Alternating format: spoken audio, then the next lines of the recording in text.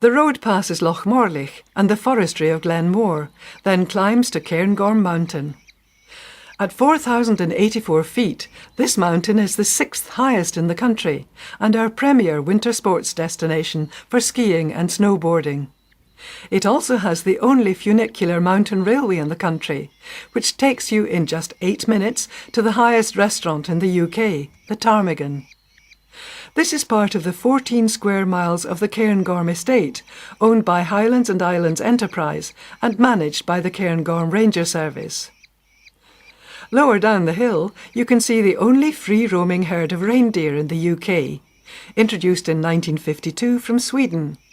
Interestingly, both male and female have antlers, and a lucky few at the end of each year leave the frozen hills and are transported around the country to play a part in our festive celebrations. The Cairngorm Range contains 9 peaks over 4,000 feet and at least a dozen more over 3,000 feet. The highest, Ben Macdui, is home to the strangest of Scottish ghost stories. The big grey man of Ben Macdui has terrified generations of experienced hill walkers. First recorded back in 1891, they all tell of a tall grey figure that seems to appear and disappear out of the mountain mist.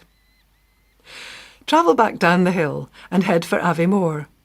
Its name originated in the Gaelic, ace, meaning pass, and more, being big or large. This popular mountain and ski resort lies at the centre of the wide Strathspey and at a strategic entry point to the mountains. For many years this was no more than a staging post for travellers and an important junction on the Highland railways. The station is in the centre of Aviemore and is still an important stop on the Highland Line and dates originally from the 1860s.